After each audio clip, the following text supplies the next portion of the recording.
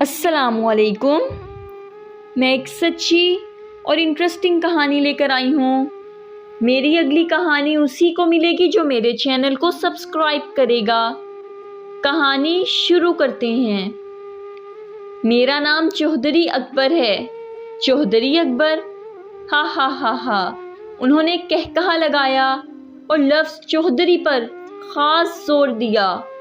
भला चौधरी ऐसे होते हैं? वो खुद ही अपनी तहकीर करने लगे। फ़कीर हूँ, मैं तो फ़कीर, हम सब फ़कीर हैं। उन्होंने अपनी बात जारी रखी। किसी न किसी के फ़कीर, कोई दौलत का फ़कीर, कोई इज़्ज़त का, कोई शोहरत का, और वो एक लम्हे को रुके। कोई मोहब्बत का। मैं भी मोहब्बत का फ़कीर हूँ। मेरा नाम अकबर है। उसका नाम सोबिया था, मगर घर वाले प्यार से उसे शब्बो के नाम से पुकारते थे। सुबह पंजाब के एक छोटे से गांव में रहते थे। गांव में स्कूल ही 5 तक था, सो शब्बो ने भी बस 5 तक ही पढ़ा था। इससे आगे इसके बाप की इस्तात ही नहीं थी कि वो शब्बो को शहर वाले स्कूल भेज सकता। इसके बाप का नाम नत्थू कुम्हार था, जो अपने बाप दादा की तरह मिट्टी के बर्तन बनाता और उन्हें बेचता था। उसकी एक ही बेटी थी, शब्बो। वो रोज़ सुबह मोटरसाइकिल पे शहर पढ़ने जाता था। गांव के चंद खाते पीते घरानों में इसका घर भी शामिल था। रुपए पैसे की कमी नहीं थी। 3 भाई थे ये, सबसे छोटा और लाडला था। बड़े भाइयों को तालीम का कुछ ख़ास शौक़ नहीं था। उन्होंने थोड़ा बहुत पढ़ा और अपनी ज़मीन के काम संभाल लिए। बस इसे ही शौक़ था कि वो पढ़े। इसे इजाज़त थी कि जितना पढ़ना है पढ़ो। गाड़ी उनके घर थी, मगर वो मोटरसाइकिल पे यूनिवर्सिटी जाता था।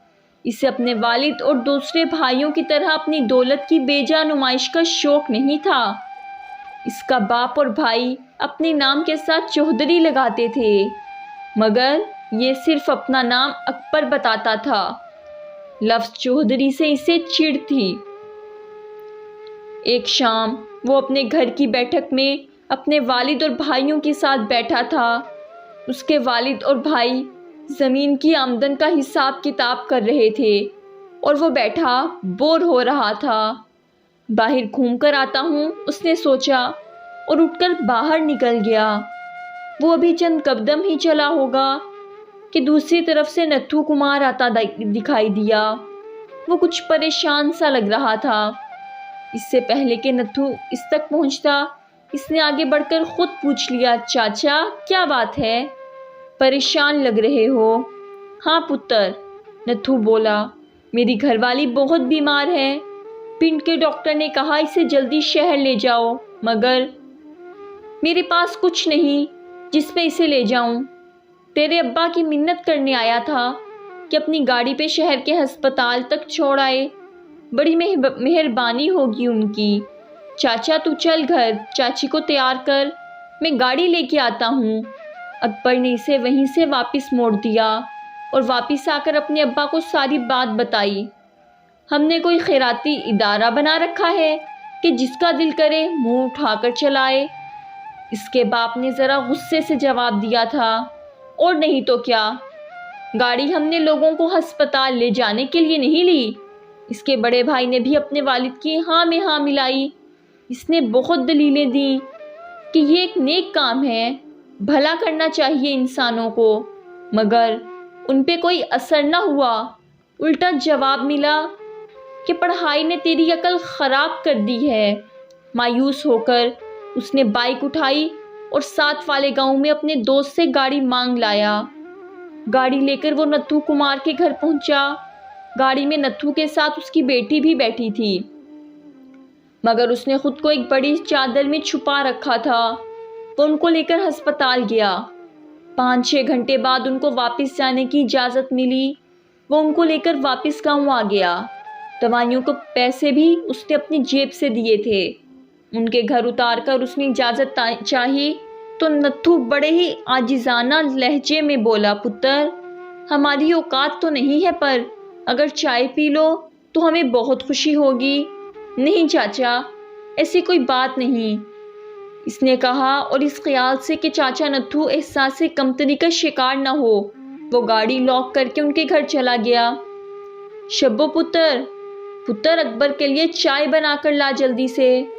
نتھو کی خوشی دیدنی تھی۔ شبو جیسے ہی چائے لے کر آئی، اکبر کی نظر اس پہ پڑی۔ اب تک اس نے خود کو بڑی سی چادر میں چھپائے رکھا تھا، مگر گھر اس نے صرف دوپٹہ لے لیا تھا۔ اکبر کو لگا تھا کہ اس نے آج تک جتنے بھی حسین دیکھے تھے وہ مصنوعی تھے، حقیقی حسن اس نے آج پہلی بار نتھو کمار کے گھر میں دیکھا تھا۔ خالص سادہ اور معصوم حسن کا پیکر تھی وہ۔ کسی پہ دل ہارنے کے بھی کچھ مخصوص لمحے ہوتے ہیں شاید، اور وہ وہی لمحہ تھا جس میں اکبر اس پہ دل ہار گیا تھا۔ وہ 6 ماہ بے چین پھرتا رہا تھا، پھر اس نے اپنی تایا زاد بہن کے ہاتھوں اس تک پیغام پہنچایا تھا کہ میرا جینا مرنا اب تیرے ہاتھ ہے، میں تجھ سے شادی کرنا چاہتا ہوں، اگر میں تجھے ناپسند نہیں تو میرا ساتھ دو۔ موبائل کا دور نہیں تھا، ورنہ شاید اسے اتنی مشکل نہ ہوتی۔ محبت قبول کر لی گئی تھی اکبر کی۔ شبو نے اس سے کہا تھا کہ وہ صرف اسی کی ہے بس، اگر اس میں ہمت ہے تو وہ اسے بیاہ کر لے جائے، وہ اس کا انتظار کرے گی۔ کچھ عرصہ یوں ہی پیغام رسانی کے ذریعے ایک دوسرے سے دل کے حالات بیان کیے جاتے رہے، اور پھر ایک دن ملاقات کا وقت مقرر ہو گیا۔ شبو کی سہیلی کے گھر ان کی پہلی ملاقات ہوئی، پھر 2-4 ہوئیں، وعدے ہوئے۔ ایک صبح گاؤں میں خبر پھیل گئی کہ شبو کسی کے ساتھ گھر سے بھاگ گئی ہے۔ اکبر کے لیے یہ بات ناقابل یقین تھی کہ شبو کسی کے ساتھ بھاگ گئی۔ کس کے ساتھ؟ اس نے سوچا، جینے مرنے کے وعدے تو اس نے میرے ساتھ کیے تھے، پھر وہ کس کے ساتھ بھاگ گئی؟ کسی اور کے ساتھ بھی وہ نہیں؟ اس کے دل نے نفی کی۔ وہ اتنی بھولی بھالی سی، اتنی چکر باز نہیں ہو سکتی، مجھ سے وہ دھوکہ نہیں کر سکتی، مگر گئی کہاں اور کیوں؟ سوچ کر اکبر کا دماغ پھٹا جا رہا تھا۔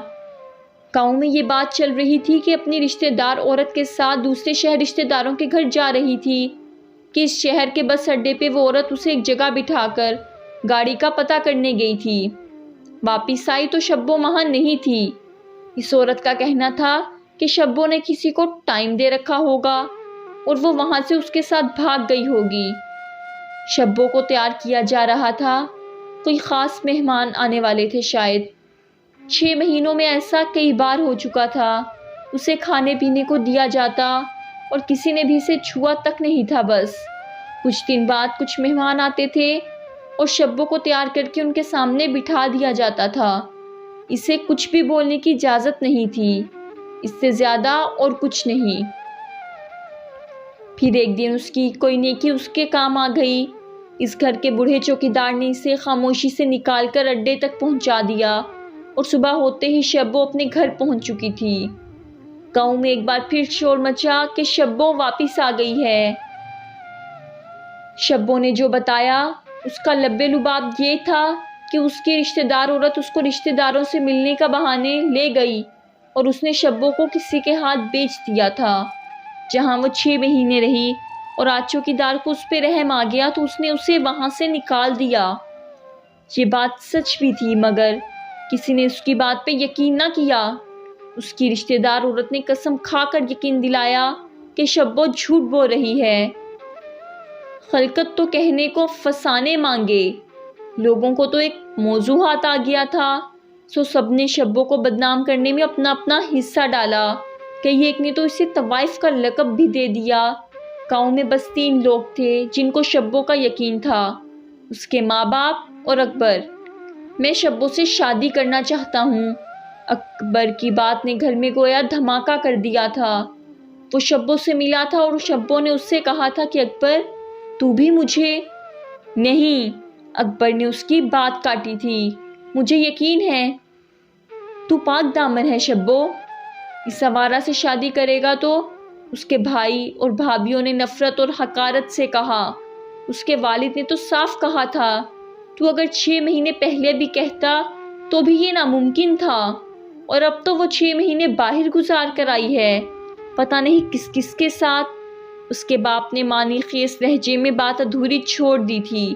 اکبر کا دل تڑپ اٹھا تھا، مگر وہ اپنے باپ سے بدتمیزی نہیں کر سکتا تھا۔ وہ کہاں، ہم کہاں، بھلا نالی کی اینٹ بھی کبھی چوبارے میں لگ سکتی ہے؟ اس کے باپ کے لہجے میں واضح نفرت اور حقارت تھی۔ ابا خدا کے لیے، اکبر نے تڑپ کر کہا، ایسی باتیں نہ کریں، وہ بھی انسان ہی ہیں۔ مجھے اگر یہ پتا ہوتا کہ پڑھائی تیرا دماغ خراب کر دے گی، تجھے اونچے نیچے کی پہچان ہی نہیں رہے گی، تو میں تجھے کبھی پڑھنے نہیں دیتا۔ اس کے باپ نے اپنی چہدراہٹ جتائی۔ اکبر کو حکم ملا تھا کہ اگر شبو سے شادی پہ قائم ہو تو گھر چھوڑ کر جا سکتے ہو، اور اس نے اپنی محبت کی بجائے گھر چھوڑنے کو ترجیح دی تھی۔ وہ وہاں سے سیدھا دوسرے شہر اپنے ماموں کے گھر چلا گیا۔ کچھ دن بعد وہ واپس آیا اور شبو کے باپ کے پاس گیا۔ شاید شبو کا باپ راضی ہو بھی جاتا، مگر اسے اکبر کے باپ کا پیغام مل گیا تھا کہ نالی کی اینٹ چوبارے میں لگانے کی کوشش مت کرنا، ورنہ انجام برا ہوگا۔ شبو کی شادی کر دی گئی تھی۔ اس کا شوہر نہ صرف عمر میں اس سے بڑا تھا، بلکہ پہلے سے شادی شدہ تھا، بیوی کو طلاق دے رکھی تھی۔ اکبر کے لیے دنیا میں کچھ نہیں بچا تھا۔ وہ شہر شہر آوارہ گردی کرتا رہا، نہ اسے کھانے کی فکر تھی نہ رہنے کی۔ زندگی در بدر لیے پھرتی رہی اسے۔ کچھ دن سے وہ یہاں ہیر کے دربار پہ تھا۔ چودھری اکبر نام ہے میرا۔ اس نے بات ختم کی اور نظریں اٹھا کر میری طرف دیکھا۔ آنسو اور بے بسی کے سوا کچھ نہیں تھا ان آنکھوں میں۔ دل پہ چوٹ سی لگی۔ پتا ہے، وہ مجھ سے مخاطب ہوا۔ شبو نے جب کہا تھا کہ اکبر تجھے مجھ پہ یقین ہے کہ نہیں، تو میں نے اسے جواب دیا تھا کہ شبو، مجھے تیری پاک دامنی پہ اتنا یقین ہے کہ میرا ایمان ہے کہ تیرے دامن پہ فرشتے نماز پڑھ سکتے ہیں۔ اور وہ یہ بات سن کر بے حد روئی تھی۔ اس نے کہا تھا، اکبر، مجھے میری محبت کا صلہ مل گیا ہے، میں سکون سے مر سکوں گی اب، مجھے اور کچھ نہیں چاہیے۔ پاگل تھی وہ دھیرے سے بولا تھا۔ محبت بھی کبھی بے یقین ہوتی ہے۔ وہ مسکرایا۔ اگر دل سے محبت ہو، محبت بھی کبھی داغدار ہو سکتی ہے بھلا؟ محبت تو ہوتی ہی پاک دامن ہے۔ اور میں سوچ رہا تھا، ہیر رانجھے جیسی محبت کرنے والے، تجھے کیا پتا، وہ پاک دامن محبتیں اب زمانے میں نایاب ہیں۔ یہ تھی میری آج کی سٹوری۔ مجھے امید ہے کہ آپ کو پسند آئی ہوگی۔ پلیز لائک کریں، کمنٹ کریں اور اپنے دوستوں میں زیادہ سے زیادہ شیئر کریں۔